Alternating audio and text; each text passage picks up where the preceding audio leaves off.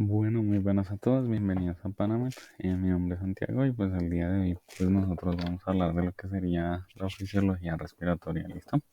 Entonces, bueno, este es el índice del cual vamos a hablar el día de hoy. Entonces vamos a tener una introducción y vamos a hablar de estos tres procesos que fueron en los cuales yo dividí la presentación. Tenemos la ventilación, la difusión y la perfusión. Y lo vamos a aplicar clínicamente al concepto de la espirometría, ¿listo? Entonces, de introducción, pues vamos a comenzar a hablar de las cuatro principales funciones del aparato respiratorio, cuáles son el intercambio gaseoso, la regulación homeostática del pH, la protección contra patógenos y sustancias irritantes y la vocalización. Entonces, esta charla se va a centrar principalmente en el intercambio gaseoso, eh, que es el proceso del cual vamos a profundizar. ¿Listo? Entonces vamos a comenzar a hablar de anatomía general. ¿Listo? En primer lugar vamos a hablar de cómo se dividen las vías respiratorias superiores e inferiores. Entonces de la tráquea hacia arriba son las vías respiratorias superiores, incluyendo cavidad nasal, faringe, cuerdas vocales, ¿listo? Y de la tráquea hacia abajo pues va a ser el aparato respiratorio inferior, ¿listo? Entonces aquí está la tráquea. La tráquea se divide aquí en este segmento anatómico, el cual es la carina, que divide al bronquio fuente derecho y el bronquio fuente izquierdo. Estos bronquios se dividen en bronquios secundarios y luego forman los bronquiolos. ¿Listo? Es muy importante recalcar que los bronquiolos terminales y los alvéolos son las principales zonas de intercambio gaseoso que uno debe tener en cuenta. ¿Listo? Perfecto. Entonces ahora hablemos de anatomía. Entonces, para recordar, el pulmón derecho pues tiene tres lóbulos: lóbulo superior, lóbulo medio y lóbulo inferior. Estos pues están divididos por la cisura horizontal y la cisura oblicuo, mientras que el pulmón izquierdo simplemente tiene un lóbulo superior y un lóbulo inferior, que están divididos por una cisura oblicua también. ¿Listo? Ahora hablemos de un poquito más de anatomía. Entonces hay unos músculos que participan durante el proceso de inspiración, dentro de los cuales está el diafragma, los intercostales externos, los escalenos y los esternocleidomastoideos. Dentro de este proceso el más importante es el diafragma. Este es el que más protagonismo tiene y el que permite la respiración. ¿Listo?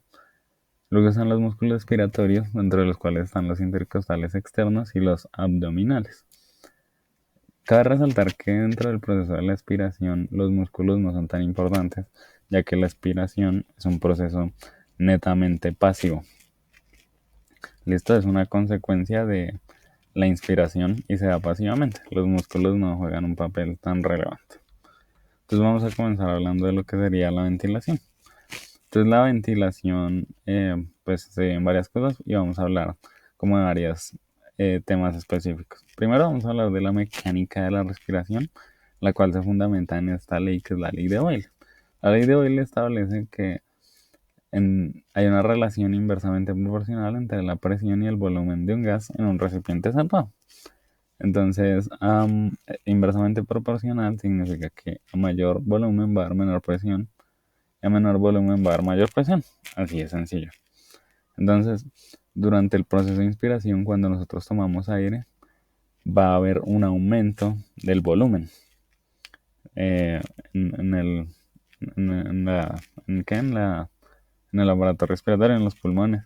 Y este aumento de volumen va a producir una disminución de la presión que se encuentra a nivel del pulmón. Y al contrario sucede en la expiración. En la expiración hay una disminución del volumen porque estamos botando el aire, pero va a haber un aumento de la presión intrapleural que tiene el pulmón. ¿Listo? Entonces eso es súper, súper importante. Y esta ley de Boyle es la que explica la mecánica respiratoria. Algo muy sencillo. Ahora vamos a hablar de la ley de Dalton, que habla de que la presión total en una mezcla de gases es igual a la suma de la presión de todos los gases individuales. ¿Esto de qué manera se traduce? Se traduce más que todo en el ambiente. El ambiente va a ser esa mezcla de gases. Entonces en el ambiente el 78% de los gases que hay es nitrógeno, el 21% oxígeno y el 1% otros gases.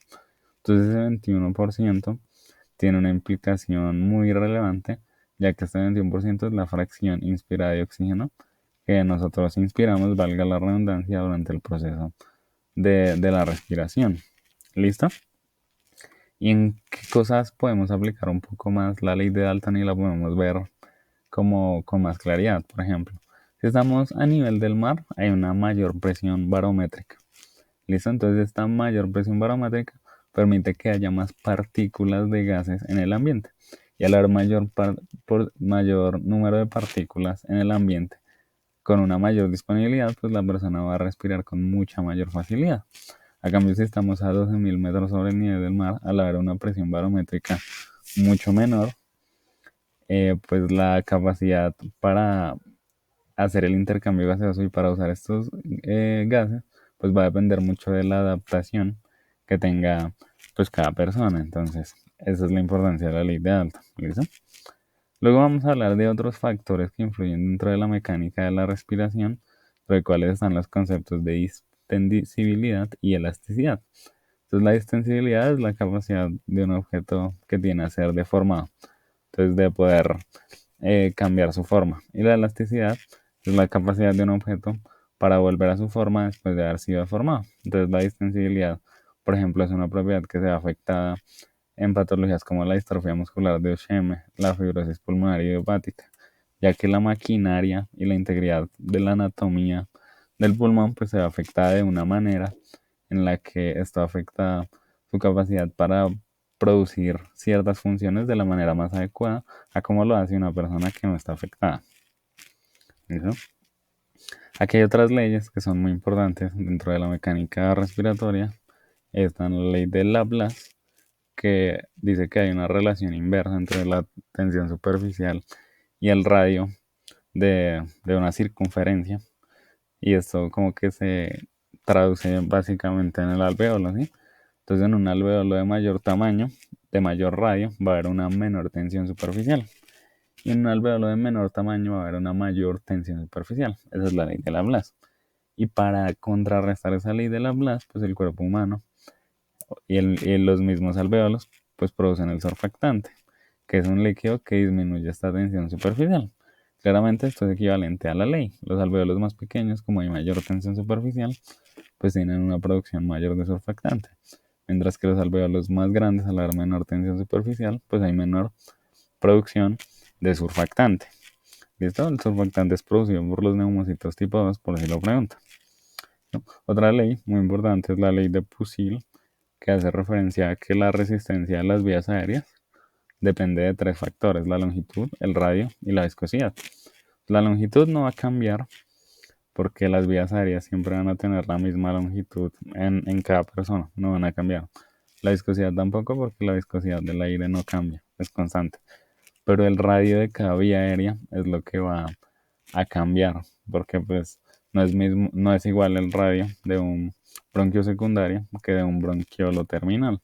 Por ejemplo, entonces, al haber mayor radio dentro de la estructura va a generar mayor resistencia a las vías aéreas y esto se va a traducir en aire que se va a quedar durante el proceso de la ventilación.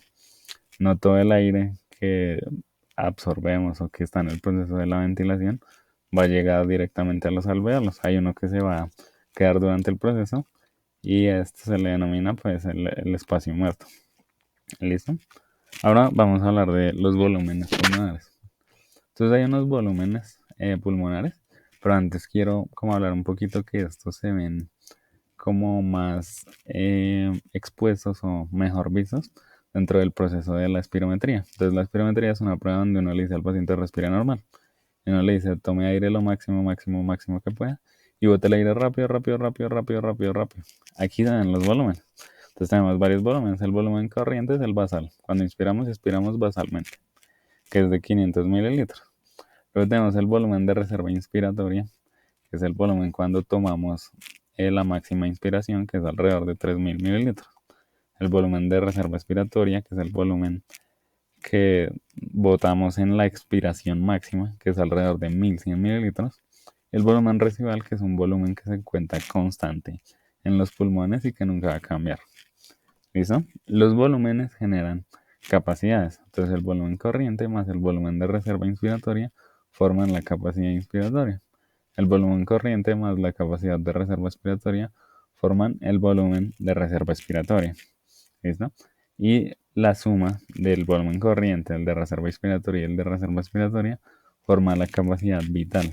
Y la capacidad vital se ve directamente afectada por la integridad de los órganos del cuerpo, ¿listo? O sea, no del cuerpo, sino de la integridad del tejido pulmonar, del parénquima pulmonar. Listo. Y también pues está la capacidad residual funcional. Otro factor que hay que tener en cuenta, ya que estaba hablando de espirometría, es el volumen expiratorio forzado en un segundo. Al decirle al paciente bote rápido, rápido, uno calcula el volumen que este paciente expiró en un segundo. Y esto es un valor de gran importancia en la espirometría y ya lo vamos a ver más adelante. Listo, ventilación pulmonar. Entonces la ventilación pulmonar se puede calcular como la ventilación pulmonar total o alveolar. Entonces la total es básicamente el volumen corriente, que es en promedio 500 mililitros, por la frecuencia respiratoria. Entonces el valor de referencia entre 6 a 8 litros por minuto. Y la ventilación pulmonar alveolar, pues es el volumen corriente menos el espacio muerto, es decir, el aire que se queda en las vías aéreas por la resistencia que estas generan, que lo explicaba la ley de Busil, por la frecuencia respiratoria. Entonces, al quitar ese volumen que queda en las vías aéreas superiores, pues disminuye y los valores de referencia están entre 4 a 6 litros. ¿Listo? Perfecto. Ahora, pues vamos a hablar de difusión. Dentro de, como concepto de biología molecular, la difusión es el paso de sustancias de un lugar de mayor concentración a un lugar de menor concentración. Y esto, pues en la mecánica de la respiración y la difusión, pues se ve ejemplificado en lo que serían los pulmones, el intercambio gaseoso en los pulmones. Entonces la difusión se va a dar entre el dióxido de carbono y el oxígeno, ¿listo? Entonces, bueno, la diferencia entre las presiones es lo que permite el intercambio. Entonces nosotros absorbemos oxígeno y eliminamos dióxido de carbono. Pero eso tiene una razón específica, la cual son las presiones. Entonces en la sangre venosa, antes de llegar al alveolo, vemos que la presión de dióxido de carbono es de 46, mientras que en el alveolo es de 40. Entonces va a ir del lugar de mayor concentración, que es el capilar, hacia el alveolo, que es el lugar de menor concentración. En cambio el oxígeno en la sangre venosa, el valor es menor de 40 milímetros de mercurio y en el alveolo es alrededor de 100. Entonces va a ir del lugar de mayor concentración, que es el alveolo, hacia el capilar y el capilar pues va a ir hacia todos los tejidos a que sean perfundidos. ¿Listo? Entonces dentro de este proceso de la difusión hay varios factores que juegan un papel importante. Hay unos factores determinantes, el cual es la superficie, que la superficie de intercambio, la cual es la membrana alveolo-capilar, el endotelio, todo lo que la forma se ve afectada, por ejemplo, en condiciones como el enfisema, en la que hay una alteración directamente del acino pulmonar, que es la estructura histológica. En la permeabilidad, por ejemplo, esa se afecta en la fibrosis pulmonar, ya que comienza a haber una fibrosis, valga la redundancia, una formación de tejido fibrótico alrededor de la membrana alveolo-capilar y esto afecta la mecánica ventilatoria. Y el otro es la distancia de difusión. Entonces la distancia de difusión se ve afectada, por ejemplo, en el edema pulmonar, ya que se acumula líquido entre el alveolo y el capilar. ¿Y qué es lo que pasa? ¿En qué repercute esto? Que cuando se acumula líquido se ve afectada la solubilidad del gas o el paso de estos gases. Entonces, por ejemplo, el oxígeno es muy poco soluble en agua. Entonces el oxígeno no va a pasar del alveolo al capilar porque a través del agua se demora muchísimo, muchísimo en pasar. Entonces el paciente va a tener hipoxia. Y a cambio el dióxido de carbono no se ve afectado por este proceso. Entonces va a comenzar a haber una hipercapnia porque el dióxido de carbono va a seguir con su mecánica de difusión normal, mientras que el oxígeno se va a ver afectado. Entonces es muy importante tener en cuenta la solubilidad del gas. Listo. Otro concepto que habla mucho dentro de la fisiología es el coeficiente de ventilación-perfusión, que es la relación entre la ventilación y la perfusión. Entonces, el valor normal es de 0,8 a 1, pero si este comienza a tender a infinito, a tener valores muy grandes, es porque se ve afectada la perfusión, ya que el numerador de esta relación comienza a aumentar, aumentar, aumentar, aumentar, aumentar, y el denominador se comienza a quedar chiquito. Entonces vemos que aquí algo pasa en la perfusión, tromboembolismo pulmonar. Podría ser un buen ejemplo. ¿Listo?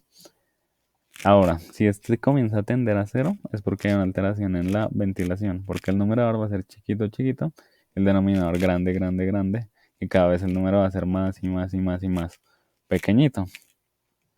Sí, entonces, pues esto, por ejemplo, se ven enfermedades como lo que sería el EPOC, la bronquitis crónica, el mismo enfisema pulmonar, son, son alteraciones en las que el coeficiente de ventilación-perfusión va a tender a cero. Listo. Ahora vamos a hablar de la perfusión. Para comenzar a hablar de la perfusión, vamos a hablar del mecanismo de transporte de oxígeno. Entonces el oxígeno se transporta por todo el cuerpo a través de la hemoglobina. El 98% de este oxígeno absorbido se transporta pues, por esta proteína, mientras que el 2% disuelto en sangre, y pues como su solubilidad es tan baja, este se va a transportar muy lento. Y los factores que alteran la unión del oxígeno a la hemoglobina son el pH, la temperatura, la presión de dióxido de carbono y el 2,3 bifosfoglicerato. Entonces vamos a hablar de la curva de disociación de la hemoglobina. Esta curva pues relaciona dos cosas, la presión de oxígeno y la saturación de la hemoglobina. Entonces vemos que cuando hay un pH disminuido, disminuye la presión de oxígeno y por ende va a disminuir la saturación de la hemoglobina porque va a haber menor oxígeno que, que se va a unir a la hemoglobina. Y esto indica que corre la curva hacia la derecha, que esto es lo que no debe pasar y no es bueno. ¿Listo? Y esto es algo que se denomina el efecto Bohr, que el pH desplaza la curva de disociación de la hemoglobina hacia la derecha, afectando la disociación, la unión, perdón, del oxígeno a la hemoglobina. Ahora bien, hay otros factores que también lo afectan, como puede ser la temperatura. El aumento de la temperatura también desplaza esta curva hacia la derecha y disminuye la afinidad del oxígeno por la hemoglobina. Y también la presión de CO2. Si esta comienza a aumentar, la curva va hacia la derecha y también va a afectar la afinidad del oxígeno por la hemoglobina. Esto es muy importante. Ahora también, pues otro elemento que tiene importancia dentro de esto es el 2,3 bifosfoglicerato, que es un producto metabólico de la glucólisis, es producto del metabolismo anaeróbico. Y pues si este se comienza a aumentar y aumentar y aumentar, va a disminuir la afinidad del oxígeno por la hemoglobina. ¿Listo? Listo. Ahora vamos a hacer una correlación clínica con todo lo que hemos hablado. Entonces, la espirometría se ve ejemplificada por lo que serían las curvas flujo-volumen que relacionan el flujo de aire con el volumen pulmonar. Entonces, esta es una curva flujo-volumen que se ve en un paciente sano. ¿Listo? Pero hay dos patrones dentro de la espirometría y en la curva flujo-volumen que tenemos que tener claros como competencia. Entonces, lo primero es el patrón restrictivo. El patrón restrictivo vemos que se va a afectar es el volumen. O sea, la persona puede, eh, no puede tener o absorber el mismo volumen que tiene una persona normal. Y esto se ha afectado, por ejemplo, en patologías como la fibrosis pulmonar idiopática o la distrofia muscular de Duchenne. ¿Listo? Y un patrón obstructivo aquí no se ha afectado el volumen, se ha afectado el flujo, porque hay algo que está afectando el paso del aire, sobre todo durante la expiración. Entonces comienza a haber una acumulación de aire y una hipercapnia por esta acumulación de aire durante el proceso expiratorio. Esto se ve en enfermedades como el edema pulmonar, el enfisema, el EPOC, el asma, entre otras. Esta es la más común, el patrón obstructivo, pero hay que tener en cuenta estos dos patrones espirométricos. ¿Listo? Ahora yo generé aquí un algoritmo pues para la interpretación básica de la espirometría, ¿listo? Entonces cuando uno es primíparo y no sabe mucho del tema y ve una espirometría, lo primero que uno tiene que hacer es mirar la relación BEF1-CBF. ¿Sí? Si esta relación está debajo del límite normal, que el límite normal es mayor al 70%, pues es un patrón obstructivo directamente y uno lo correlaciona con la clínica que tenga el paciente. Si el paciente es un fumador activo de larga data, pues probablemente sea una EPOC, por ejemplo. Pero, por ejemplo, listo, eso en el patrón obstructivo. Pero si esto se encuentra normal, pues uno pasa a mirar la capacidad vital forzada. Si esta se encuentra dentro del límite normal, que es mayor a 80, pues resulta que la espirometría está normal. Pero si este no se encuentra dentro del límite normal, pues la espirometría tendría un patrón restrictivo y tocaría comenzar a buscar la causa de por qué este paciente tiene un patrón restrictivo. Entonces, pues es muy sencillo. Hay que mirar estas dos cosas y describir si el paciente tiene un patrón restrictivo o un patrón obstructivo. Y ya, eso sería todo. Muchas gracias por su tiempo. Nos vemos en la próxima.